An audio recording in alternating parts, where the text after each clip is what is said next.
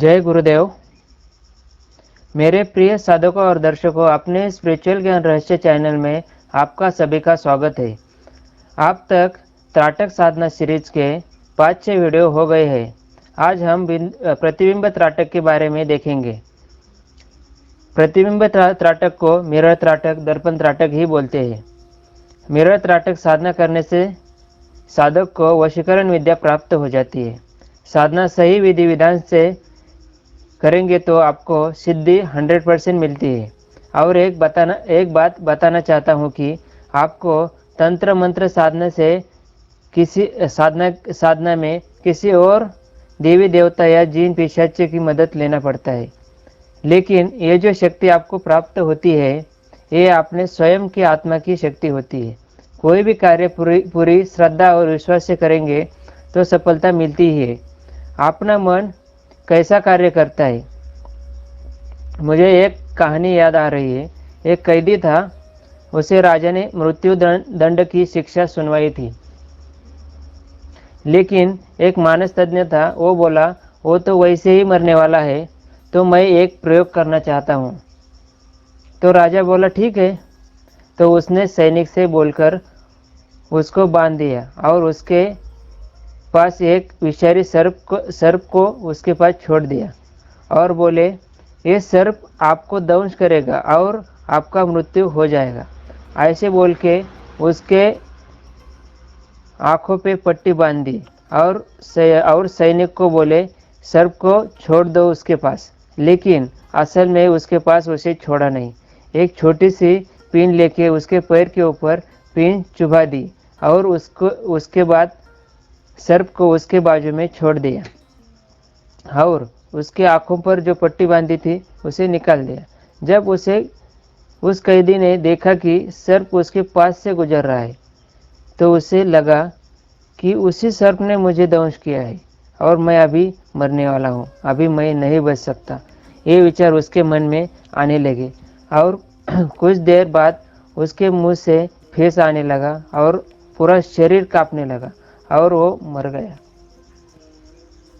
मुझे यहाँ इतना ही कहना है कि मन में जो विचार आ जाते हैं उसका प्रभाव कितना प्रभावी होता है। यहाँ पे उसे सर्प ने दंश भी नहीं किया, तभी भी उसके शरीर में विष फैल गया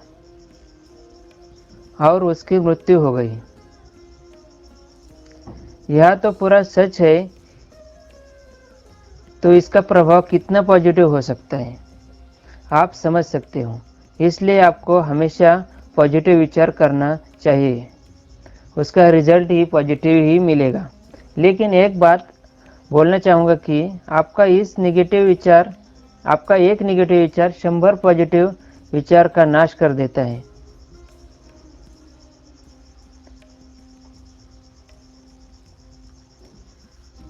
इसलिए एक ही विचार नेगेटिव नहीं आना चाहिए और पूरी श्रद्धा और विश्वास के साथ कोई भी कार्य करेंगे तो आपको सफलता आपके पास 100% मिल सकती है।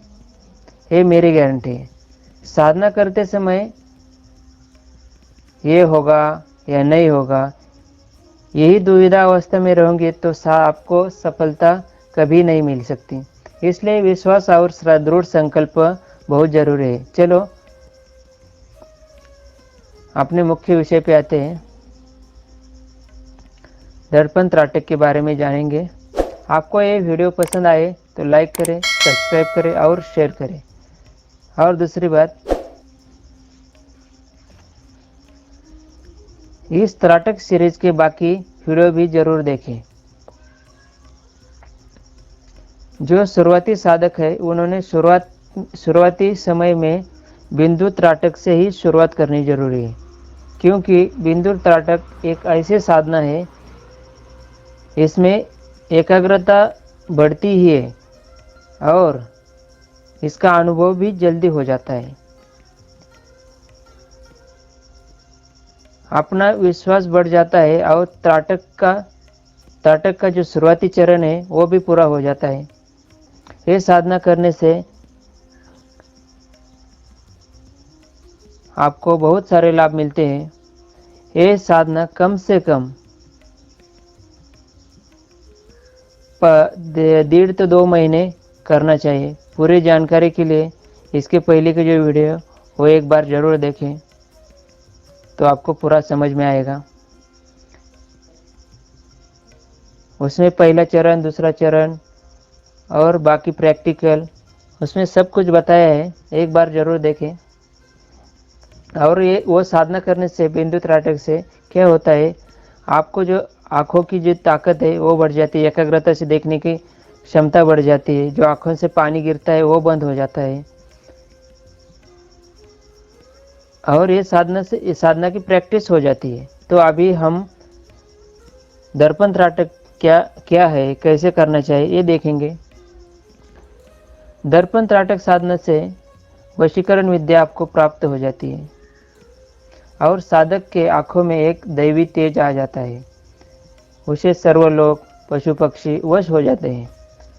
ये साधना की उच्चतर अवस्था में किसी व्यक्ति के आंखों में देख के कोई आज्ञा भी करे तो आपकी आज्ञा नकार नहीं सकता, और ये सत्य है, आपको इसका अनुभव आ जाएगा।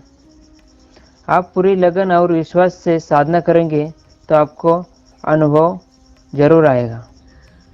और यहाँ पे मैं मेरा एक अनुभव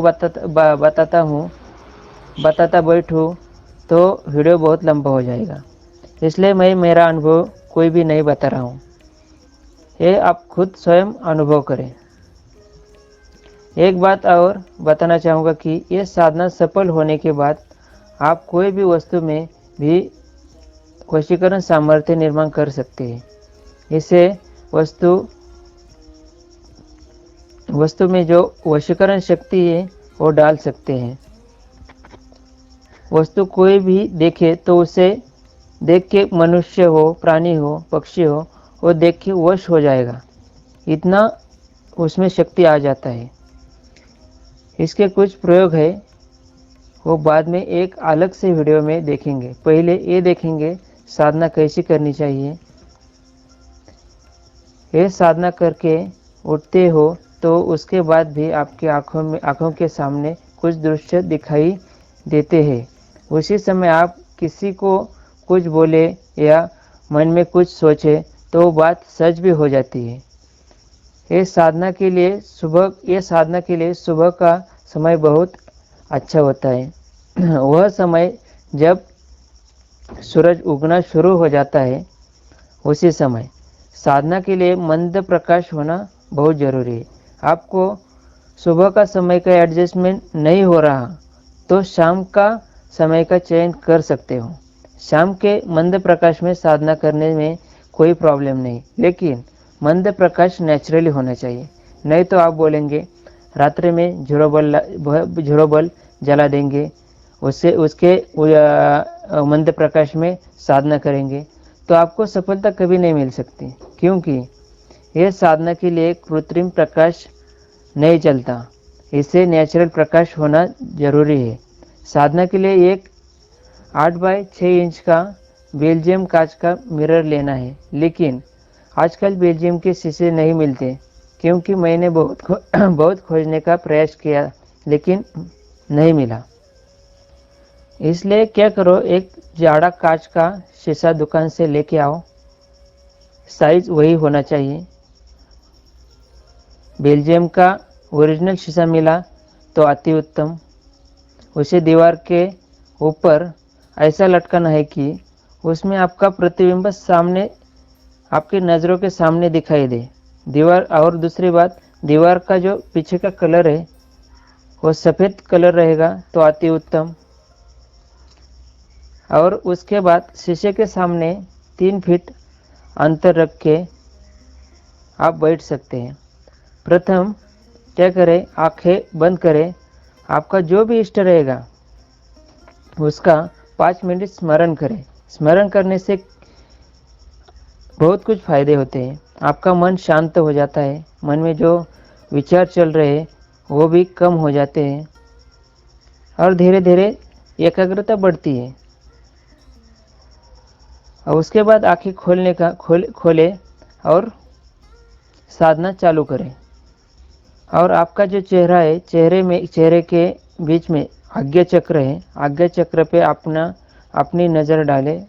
एक बार उससे पहले क्या करें, एक बार अपना पूरा चेहरा है वो एक बार नज़र डालें उसके ऊपर। उसके बाद एकाग्र मन से अपना जो प्रतिबिंब है उसका आज्ञा चक्र के ऊपर देखना है। नियमित उसी समय साधना 15-20 मिनट करना ही है। ये आपको प्रैक्टिस से जब चालू करेंगे उसके बाद कुछ एक हफ्ते के बाद धीरे धीरे आपका प्रतिबिंब थोड़ा धुंधला दिखाई देने लगेगा। कभी कभी अपना ही चेहरा विद्रूप दिखने लगेगा। चेहरे पर कभी कभी ऐसा भी लगेगा चेहरे पर कीचड़ डाला है या चेहरे का कलर काला रंग लगाया है, ऐसा चेहरा दिखाई देगा। एक टक देखते समय आंखें थोड़े नीचे आ जाते हैं कभी कभी, तभी प्रतिबिंब ऊपर जाता हुआ दिखाई दे सकता है। ये सभी प्राथमिक अवस्था में हो सकता है। आगे आगे प्रतिबिंब धुंधला होते होते एक दिन ऐसा भी आएगा कि वो शीशे में आपका चेहरा ही गायब हो जाएगा, शीशा पूरा खाली दिखेगा। ये अवस्था में ज़्यादा रहने का कोशिश करना है। जैसे जैसे साधना में एकाग्रता बढ़ती जाएगी उसी समय आपका श्वास थोड़ा मंद होता जाएगा, और श्वास जितना समय मंद रहेगा उतना समय उसी अवस्था में रह सकते हो तो बहुत अच्छा है। यह अवस्था में कुछ क्षण रहने के बाद फिर से आपका चेहरा दिखाई देगा। उसी अवस्था में जितना समय रहने की कोशिश करेंगे उतनी प्रगति होती जाएगी। ये साधना करते समय कोई भी मंत्र जाप नहीं करना, ये बात ध्यान रखें। केवल पूरा ध्यान अपना आज्ञा चक्र पर ही केंद्रित करना है। 1-1.5 महीने के बाद साधक को उसी दर्पण में कुछ दृश्य दिखाई देना शुरू हो जाएगा। परिचित अपरिचित इंसान, बगीचे, नदी, सरोवर या कोई ठिकान दिखाई दे सकता है। ये दृश्य दिखाई देने लगे तो समझ जाना अपनी साधना सही रास्ते पे जा रही है। इसका मतलब ये नहीं कि अपनी साधना सफल हो गई। इसके आगे की भी अवस्था है। कुछ दिन बाद जो दृश्य आपको दिखाई दे रहे थे वो भी दिखने बंद हो जाएंगे।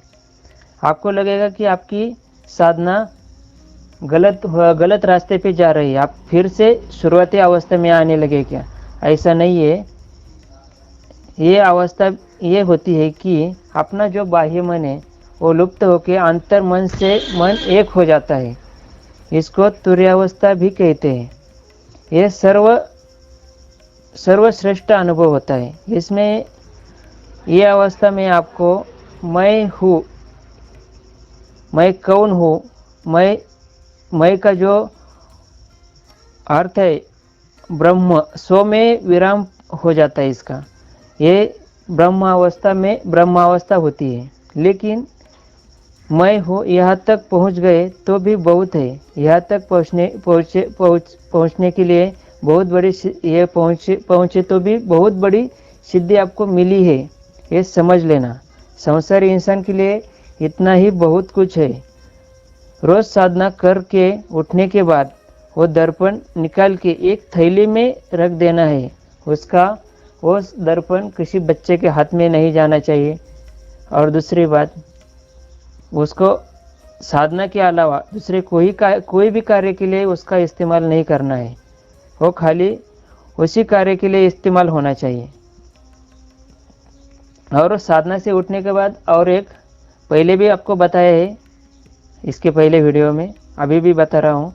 जब आप साधना से उठेंगे तो अपने आँखों में एक उष्णता निर्माण होती है और ठंडी होना चाहिए। इसलिए उठने के बाद आपके आँखों के ऊपर ठंडा पानी मारें तो इससे क्या होगा, अपनी आँखें थोड़ी ठंडे हो जाएगी। नहीं तो अपने दिन भर आँखों की जलन होती रहेगी। ये आप हमेशा याद रखें। ये साधना करने वाले जो साधक होते हैं उन्हें साधना सफल होने के बाद एक व्यवहारिक जीवन में भी बहुत लाभ होते हैं। साधक की आंखों में सम्मोहन शक्ति निर्माण होती है। आंखों में अलग से दैवी चमक आती है। सहज कोई भी व्यक्ति का लक्ष्य आपके आंखों के ऊपर जाएगा तो ऑटोमेटिक वो आपके तरफ आकर्षित हो जाता है। साधना सफल हो गई है या नहीं वो कैसे चेक कर सकते हो? इसका प्राथमिक अवस्था में एक प्रयोग कर सकते हो। वो प्रयोग आपको बताता हूँ। आप रास्ते से पैदल कभी चलते रहेंगे तो आपके सामने कोई व्यक्ति चल रहा है तो उसके मान के नीचे या कान के पिछली साइड से ध्यान एकाग्र करके दृढ़ संकल्प लेके विचार करना है कि वो व्यक्ति पीछे मुड़ के मेरे तरफ देखेगा। ये दृढ़ संकल्प होना चाहिए, तभी वो देखेगा। आपके मन में उसी टाइम कोई निगेटिव विचार आया, वो कैसे देखेगा? तो कभी देख नहीं सकता। और ये हर एक साधक के साथ नए शुरुआती समय में होता ही है, मेरे साथ भी हुआ है, ये ध्यान रखें। इसलिए दृढ़ संकल्प बहुत जरूरी है। निगेटिव विचार आएगा तो आपका जो प्रयोग है वो कभी भी सफल नहीं होगा। इसलिए इसका हमेशा बार बार प्रयोग करें, तभी आपको इसको सही, इसमें जैसे जैसे आपकी प्रगति होती जाएगी तो आपकी साधना भी सफल होती जाएगी, आपका विश्वास भी बढ़ता जाएगा और बहुत कुछ होगा। आप जान लो। इसमें समझो आप फेल भी हो गए शुरुआती में तो इसमें बड़े आश्चर्य की कोई बात नहीं। हर कार्य शुरुआती में फेल ही होता है। शुरुआती में जितने अपनी गलती जो हो रही है वो सुधारने की कोशिश करें, तभी आप सफल हो जाएंगे। क्योंकि संकल्प ही विचार को खड़ा करता है।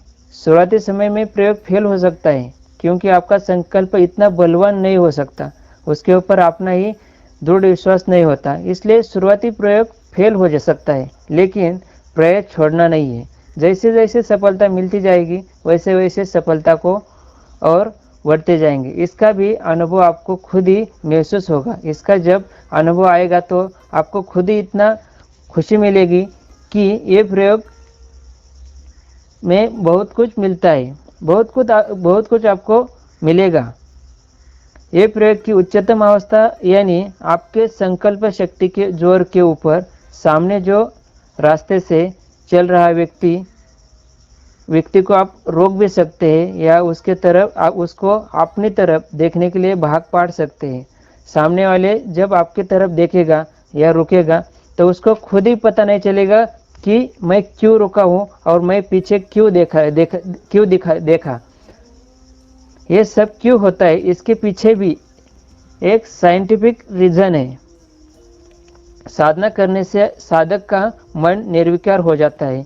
यही अंतर्मन में जब अपना अंतर्मन सामने वाले के अंतर्मन में जो संकल्प लेके विचार डालते हैं वो बाण की तरह उसके पास तुरंत जाते हैं और बाण की तरह स्पीड से चले जाते हैं।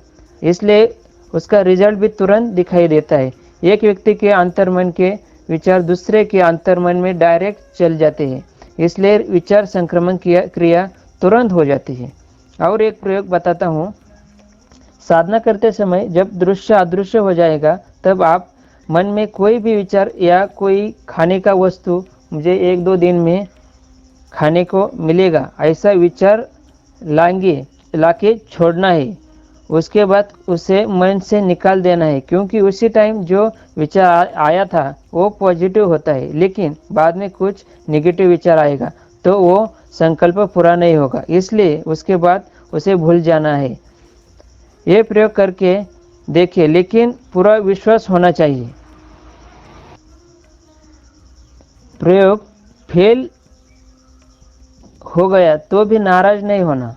यशस्वी जब तक नहीं होते तब तक प्रयोग करते रहना होगा। यह साधना का उपयोग व्यापार नौकरी में बहुत होता है। आप नौकरी में होंगे और आपसे कुछ गलतियां हो गई और आपका वरिष्ठ अधिकारी आपसे नाराज हो गया तो उसकी आंखों में देखकर अपना जो कहना है वो समझाकर देंगे तो वो मान जाता है, क्योंकि आपकी आंखों में सम्मोहन शक्ति आती है। दर्पण त्राटक साधना से वस्तु में सम्मोहन शक्ति डाल सकते हो। ये साधना से आप हिप्नोटाइजिंग, सम्मोहन, मेस्मेरिज्म, वीडियो, ये शास्त्र में प्रगति कर सकते हो। इसके लिए एक अलग से वीडियो आप बनाएंगे, वो बहुत बड़ा विषय है। ऊपर के तीनों शास्त्रों की प्रगति करनी है तो ये साधना की सिद्धि प्राप्त करना बहुत जरूरी है। व्यापारी हो या नौकरी करते हो तो इसका बहुत लाभ होता है। मैं खुद एक व्यावसायिक हूँ, मुझे इसका बहुत बार अनुभव हुआ है। लेकिन एक बात बताना चाहता हूँ कि ये साधना का गलत कार्य के लिए उपयोग न करें। ये पवित्र साधना है। आप किसी के लिए बुरा करने की कोशिश करेंगे तो आपके ही साथ बुरा ही होगा। ये नियति का नियम है। खुद पे नियंत्रण रखना बहुत मुश्किल कार्य है। कोई भी चीज़ हासिल करना बहुत आसान है, लेकिन उसे संभालना उतना ही मुश्किल कार्य होता है। यहाँ पे सारी बातें नहीं बता सकता, वीडियो बहुत लंबा हो जाएगा और बहुत कुछ है बताने जैसा, लेकिन आगे आगे हम देखेंगे। ये सीरीज में आपको अभी तक YouTube पर किसी ने भी इतने सरल विधि विधान के साथ आपको बताया नहीं होगा। और आगे आगे बहुत सारे त्राटक साधना के बारे में जानेंगे जो अभी तक आपको पता भी नहीं, लेकिन स्टेप बाय स्टेप जाना बहुत ज़रूरी है। इसलिए बाकी साधना के बारे में मैंने कुछ भी नहीं बताया। आपको वीडियो पसंद आए तो लाइक करें, सब्सक्राइब करें और शेयर करें। जय गुरुदेव।